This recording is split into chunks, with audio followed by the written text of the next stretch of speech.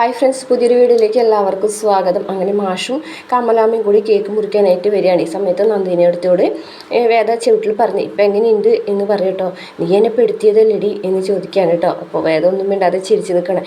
എന്താ പറയുന്നത് എന്ന് ചോദിക്കുകയാണ് കേട്ടോ കമലാമ്മ. അല്ല, നന്ദിനിയടുത്ത് പറയായിരുന്നു കുറച്ചുകൂടെ വലിയ കേക്ക് മേടിക്കായിരുന്നു എന്ന് പറയും.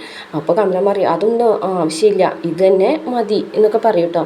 ഈ സമയത്ത് വിഷയം എവിടേക്ക് വരാം, ഞാൻ വൈകിയില്ലല്ലോ എന്ന് ചോദിച്ചിട്ട് വരികയാണ്. അപ്പോഴേക്കും വിനായകൻ പറയുന്നുണ്ട് അതിന് വിഷയമായിട്ട് നല്ല തൊണ്ടഭാഗ്യമില്ലേ, എന്ത് ഭക്ഷണം കഴിക്കാനായിട്ടുണ്ടെങ്കിലും അപ്പോൾ വരുമല്ലോ എന്നൊക്കെ പറയുകയാണ്.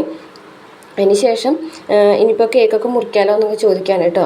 അപ്പോൾ വിശ്വം പറഞ്ഞിട്ട് അത് ശരിയാ, ഞാൻ എപ്പോഴും ഭക്ഷണം കഴിക്കുന്ന സമയത്ത് എവിടെയായാലും ഞാൻ എത്തും എന്നൊക്കെ പറയുന്നുണ്ട്. ഈ സമയത്താണ് അവിടേക്ക് വിക്രം വരുന്നത്. വിക്രം വരുന്ന സമയത്ത് വേഗം തന്നെ കമലാമ്മ വിക്രം വന്നു എന്ന് പറഞ്ഞിട്ട് പോകാൻ നിൽക്കുമ്പോഴേക്കും മാഷ് പറയുകയാണേ, കമല ഈ ആഘോഷം വേണ്ടാന്ന് വെക്കണോ എന്ന് ചോദിക്കാൻ കേട്ടോ. അപ്പോഴേക്കും കമല അവിടെ തന്നെ നിൽക്കും. എന്നിട്ട് മാഷ് കേക്ക് കട്ട് ചെയ്യുകയാണേ. കട്ട് ചെയ്തതിന് ശേഷം ഒരു ചെറിയ പീസ് കയ്യിലെടുത്ത് കൊടുക്കുകയാണ് കേട്ടോ മാഷ്. കമലാമ്മയുടെ വായിലൊന്നും വെച്ച് കൊടുക്കുന്നില്ല. ഈ വിക്രാണെന്നുണ്ടെങ്കിൽ അങ്ങനെ നോക്കിക്കുമ്പോൾ വേദന ഇങ്ങനെ ഭാഗത്തേക്ക് വാന്ന് പറയുന്നത് വിളിക്കുന്നുണ്ട്. അപ്പോൾ വിക്രം ഇല്ല എന്നിങ്ങനെ തല ആട്ടി പറയുന്നുണ്ട്. അതിനുശേഷം കേക്ക് കഷ്ണം ഇങ്ങനെ കയ്യിൽ കമലാമ്മരെ കൊടുക്കുമ്പോൾ വേദന ഇങ്ങനെ മനസ്സിലാലോചിക്കുന്നത് മാഷിക്ക് തരി വായിൽ വെച്ച് കൊടുത്തൂടെ എന്നൊക്കെ ചോദിക്കുന്നുണ്ട് കേട്ടോ. അങ്ങനെ ശ്രീജിയുടെ കയ്യിൽ കത്തി എടുത്ത് കൊടുത്ത് മാഷ് പറയും കട്ട് ചെയ്ത് എല്ലാവർക്കും കൊടുക്കാൻ പറഞ്ഞിട്ട് എല്ലാവർക്കും കട്ട് ചെയ്ത് കൊടുക്കുന്നുണ്ട്. അങ്ങനെ കേക്കൊക്കെ കഴിച്ച് കഴിഞ്ഞതിന് ശേഷം വിഷ്യൻ 2 കവർ എടുത്തിട്ട് അച്ഛനമ്മയ്ക്ക് നീട്ടുകയാണ്. ഹാപ്പി വെഡിങ് ആനിവേഴ്സറി അച്ഛ, ഹാപ്പി വെഡിങ് ആനിവേഴ്സറി അമ്മ എന്നൊക്കെ പറഞ്ഞിട്ട് കൊടുക്കുകയാണ്. അപ്പോൾ നീ ഇതെവിടെ നിന്ന് വാങ്ങിച്ചു, നീ ഇന്നലെ ജോലിക്ക് പോയി തുടങ്ങിയിട്ടല്ലേ ഉള്ളൂ എന്ന് പറയും. അത് ഞാൻ അവിടെ നിന്ന് അഡ്വാൻസ് വാങ്ങിച്ചു, അങ്ങനെ ഒരു സ്കീം അവിടെ ഉണ്ട് അച്ഛ, ഇത് വാങ്ങിക്കുകയെന്ന് പറയും. അങ്ങനെ രണ്ടും വാങ്ങിക്കും കേട്ടോ. ആ സമയത്ത് അവിടേക്ക് വിക്രം വരികയാണ്. വിക്രം അങ്ങനെ കയറി വരുന്നത് കാണുമ്പോൾ തന്നെ മാഷിൻ്റെ മുഖം പോകട്ടോ. അപ്പോൾ ശ്രീജിനോട് വിശ്വം പറയുന്നത്, ശ്രീജെ ഇവനൊരു കേക്ക് എടുത്ത് കൊടുക്കുക, കഷ്ണം കേക്ക് എടുത്ത് കൊടുക്കാൻ പറയുമ്പോൾ വിക്രം പറയും വേണ്ട എടുത്തി എന്ന് പറയും കേട്ടോ. അങ്ങനെ ആ ഒരു കവർ കൊണ്ടുവന്നിട്ട് ഹാപ്പി വെഡിങ് ആനിവേഴ്സറി അമ്മയെന്ന് പറഞ്ഞിട്ട് അത് കൊടുക്കുകയാണ്. അങ്ങനെ വാങ്ങിക്കുമ്പോഴേക്കും പെട്ടെന്ന് തന്നെ മാഷ് അത് തട്ടി താഴ്ത്തെറിയാണ് കേട്ടോ. അപ്പോൾ വിക്രം ആകെ വല്ലാതാവുകയാണ്. കമലാമ്മയാണെന്നുണ്ടെങ്കിൽ ആകെ വിഷമിച്ച് വിക്രത്തിനെ നോക്കുന്നുണ്ട്. എന്നിട്ട് മാഷ് പറയുന്നുണ്ട് ഈ നാടകം അരങ്ങേറിയപ്പോൾ തന്നെ അതിൻ്റെ സംവിധാനം ആരാണെന്ന് എനിക്കറിയാമായിരുന്നു എന്നിട്ട് വേദന നോക്കാൻ കേട്ടോ. ഇതിൻ്റെ ശുഭപര്യവസാനം പക്ഷേ നിങ്ങൾ പ്രതീക്ഷിച്ച പോലെ ആയില്ലല്ലേ എന്ന് ചോദിക്കുകയാണ്. ഇങ്ങനെ അഭിനയിക്കാനായിട്ട് എനിക്ക് പറ്റൂല, ഞാൻ പറഞ്ഞതല്ലേ നിങ്ങളോട് ഈ പരിപാടിയൊന്നും വേണ്ടാന്നുള്ളത്. കൂലിത്തല്ലുകൊണ്ട് കിട്ടിയ കാശ് കൊണ്ടുള്ള ഒരു ഡ്രസ്സും സാധനങ്ങളും ഇവിടെ വേണ്ടാന്ന് ഞാൻ മുമ്പേ പറഞ്ഞിട്ടുള്ളതാണ്. അത് കിട്ടിയിട്ടുണ്ടെങ്കിൽ നാണം മറക്കാനായിട്ട് വേറെ എന്തെങ്കിലും മതി, അതിൻ്റെ ആവശ്യമില്ല എന്നൊക്കെ പറഞ്ഞിട്ട് ഇങ്ങനെ മാഷിങ്ങനെ ദേഷ്യത്തോട് കൂടിയിട്ടൊക്കെ പറഞ്ഞ് പോവുകയാണ്. വിക്രാണെന്നുണ്ടെങ്കിൽ താഴെ ഇരുന്നും കണ്ട് ആ ഒരു കവറൊക്കെ എടുക്കുമ്പോൾ കമലാമ്മ ഇങ്ങനെ വിഷമത്തോട് കൂടിയിട്ട് വിക്രത്തിൻ്റെ അടുത്ത് ഇങ്ങനെ ഇരിക്കുകയാണ് കേട്ടോ. അപ്പോൾ വേദ പറയുന്നുണ്ട് വിക്രം അത് കൂലിത്തല്ല് നടത്തിയ കാശ് കൊണ്ടൊന്നും വാങ്ങിച്ചതല്ല അമ്മയ്ക്ക് എൻ്റെ വാക്കുകൾ വിശ്വസിക്കാം. വിക്രം അധ്വാനിച്ചുണ്ടാക്കിയ കാശ് കൊണ്ടാണ് അത് വാങ്ങിച്ചത്. ചാക്ക് ചുമന്നാണ് വിക്രം ഈ ഒരു ഡ്രസ്സ് വാങ്ങിച്ചത്. 2 ദിവസമായിട്ട് വിക്രം ജോലിക്ക് പോകുന്നുണ്ടെന്നൊക്കെ പറയും കേട്ടോ. അത് കേൾക്കുമ്പോൾ കമലാമ്മ ഭയങ്കര സന്തോഷമാവാണ്. വിക്രമാണെന്നുണ്ടെങ്കിൽ കണ്ണൊക്കെ ഇങ്ങനെ നിറയുന്നുണ്ട്. അപ്പോൾ കമലാമ്മ വിക്രത്തിന് കെട്ടിപ്പിടിച്ച് ഉമ്മ കൊടുക്കുകയാണ്. അപ്പോൾ വിക്രതാണെന്നുണ്ടെങ്കിൽ ആ ഒരു കവറൊക്കെ എടുക്കുന്നുണ്ട് കേട്ടോ. അപ്പോഴേക്കും കമലാമ്മ ആ കവർ വാങ്ങിക്കും. അതിന് ശേഷം ആ കവറും കൊണ്ട് കമലാമ്മ റൂമിലേക്ക് ചെല്ലുകയാണ് കേട്ടോ. അപ്പോൾ മാഷാണെന്നുണ്ടെങ്കിൽ ഇങ്ങനെ കസേരയിൽ കയറി ഇരിക്കുകയാണ്, ദേഷ്യം വിഷമമൊക്കെ ആയിട്ട് ഇങ്ങനെ ഇരിക്കണം. അപ്പോൾ കമലാമ്മ വന്നിട്ട് പറയും ഇത് നമ്മുടെ മോൻ നമുക്ക് വേണ്ടി വാങ്ങിച്ച ഡ്രസ്സാണ്, അവനത് കൂലിത്തല്ലുണ്ടാക്കിയിട്ട് കൂലിത്തല്ലുകൊണ്ട് ഉണ്ടാക്കി കാശ് കൊണ്ട് വാങ്ങിച്ചതല്ല, അവൻ കൂലിത്തല്ലിന് പോയിട്ട് വാങ്ങിച്ചതല്ല, മറ്റുള്ളവരുടെ പ്രശ്നത്തിനും പോയിട്ട് വാങ്ങിച്ചതല്ല, അവൻ ചാക്ക് ചുമന്ന് അധ്വാനിച്ചുണ്ടാക്കിയ കാശ് കൊണ്ട് വാങ്ങിച്ചതാണ്. ഇത് മാഷിന് വാങ്ങിച്ച ഡ്രസ്സാണ്. ഇത് മാഷിക്ക് ഇടുകയോ അല്ലെങ്കിൽ കളയോ വല്ലവർക്കും ദാനം ചെയ്യുകയോ കത്തിക്കുകയോ എന്തെങ്കിലും വേണമെങ്കിൽ ചെയ്യാം, പക്ഷെ മാഷ് അത് ചെയ്യണം. പക്ഷേ എനിക്ക് എൻ്റെ മോനെടുത്ത് തന്ന ഡ്രസ്സ് അത് ഞാനിടും, അത് മാഷ് സമ്മതിച്ചാലും ഇല്ലെങ്കിലും ഞാനിതിടും. മാഷിൻ്റെ ഡ്രസ്സ് ഞാൻ ഇവിടെ വയ്ക്കുന്നുണ്ടെന്ന് പറഞ്ഞിട്ട് അവിടെ കട്ടിലിൽ മാഷ്ക്കുള്ള ഡ്രസ്സ് വെച്ചിട്ട് കമലാമ്മയുടെ സാരിയും കൊണ്ട് പോകും. അതേസമയം വിക്രത്തിൻ്റെ അടുത്തേക്ക് വേദ ഓയിൽമെൻറ്റൊക്കെ കൊണ്ടുവരികയാണ്. വിക്രം ഇതിൻ്റെ അടുത്ത് വന്നിട്ട് വേദ പറയുകയാണ് അത് കൈമേൽ മുറിയിൽ ഓയിൽമെൻറ്റ് പറ്റാൻ വേണ്ടിയിട്ട് ഞാൻ വന്നതാണ്, ആ കൈയൊന്ന് കാണിക്കുമോ എന്ന് ചോദിക്കുകയാണ് കേട്ടോ. അപ്പോൾ പെട്ടെന്ന് വിക്രം ഇങ്ങനെ ദേഷ്യത്തോട് കൂടിയിട്ട് ചാടി എഴുന്നേൽക്കുകയാണ്, തൊട്ടു പോകരുത് തന്നെയെന്ന് പറഞ്ഞിട്ട് കേട്ടോ.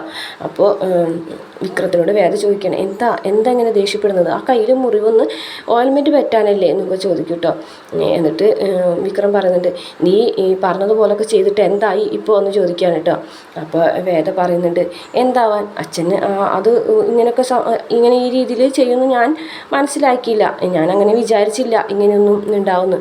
വിക്രം അധ്വാനിച്ചിട്ടുണ്ടെന്ന കാശല്ലേ, പക്ഷേ അച്ഛനത് മനസ്സിലായിട്ടില്ല, അച്ഛനത് വലിച്ചെറിഞ്ഞു എന്നൊക്കെ പറയുകയാണേ. എന്നിട്ട് വേദ പറയും, ആ കൈ ഇങ്ങോട്ട് കൊണ്ട് കാണിക്കുകയെന്ന് പറയും കേട്ടോ. അപ്പോൾ വിക്രം പറയും, നീ എന്താ വിചാരിച്ചത്, ഞാൻ ആ ഒരു ഡ്രസ്സ് കൊണ്ട് ചെന്നിട്ടുണ്ടെങ്കിൽ അച്ഛൻ എന്നെ കെട്ടിപ്പിടിച്ച് ആനയിച്ചകത്തേക്ക് ഇരുത്തുന്നോ എന്ന് ചോദിക്കുകയാണ്. അച്ഛൻ അങ്ങനെ ഒന്നും ചെയ്യാൻ കഴിയൂല എന്ന് പറയും കേട്ടോ. എന്ന് വെച്ചിട്ട് ഇനി അങ്ങോട്ടും ഇതുപോലെ തന്നെ ജീവിക്കണം എന്നാണോ വിചാരിക്കുന്നത്? അപ്പോൾ വിക്രം പറഞ്ഞു, ചിലവർക്ക് ചില വഴികൾ വെട്ടിത്തെളിച്ച് ദൈവം തന്നിട്ടുണ്ട്, ആ വഴി തന്നെ സ്വീകരിച്ചേ മതിയാവൂ എന്നൊക്കെ പറയാം കേട്ടോ. എന്നിട്ട് വേദ പറയും, എന്തായാലും ആ കൈ ഇങ്ങോട്ട് കൊണ്ടുപോവാ എന്ന് പറഞ്ഞിട്ട് ഷർട്ട് മാറ്റി എന്ന് പറയുന്നത് കേട്ടോ. അപ്പോൾ വിക്രം അനങ്ങാണ്ട് നിൽക്കുകയാണ്.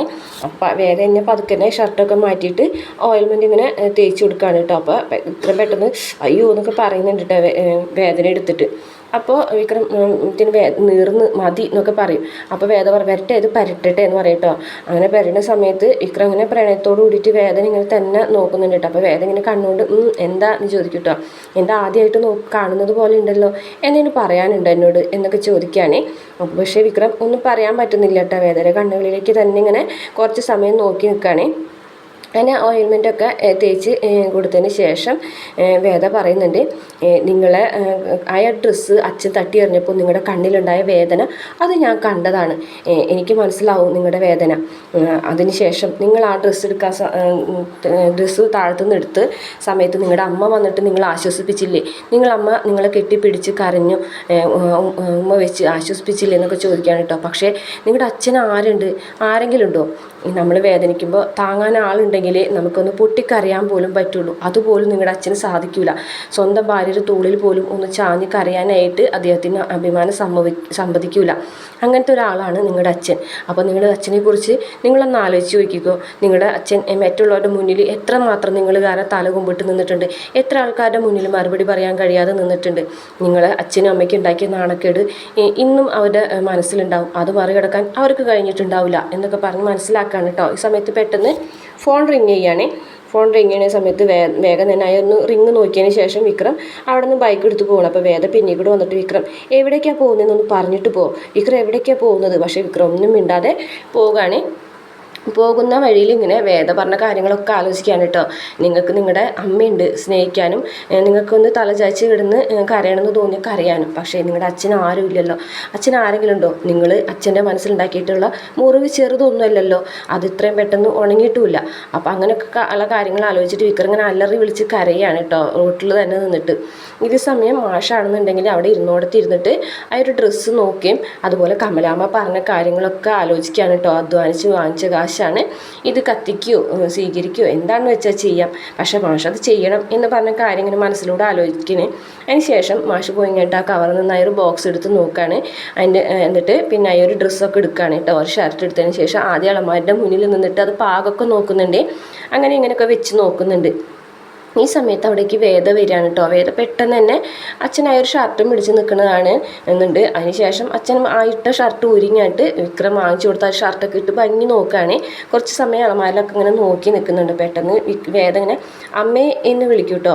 അമ്മയെന്ന് വിളിക്കുന്ന സമയത്ത് അച്ഛനാണെന്നുണ്ടെങ്കിൽ വേഗം വന്ന് വാതിൽ ചാരിയിട്ട് ആ ഒരു ഷർട്ട് ഊരിയിട്ട് പഴയ ഷർട്ടൊക്കെ ഇട്ട് ആ ഷർട്ട് ബോക്സിലാക്കി ഒന്നും അറിയാത്തതുപോലെ അങ്ങനെ ഇരിക്കുകയാണ്.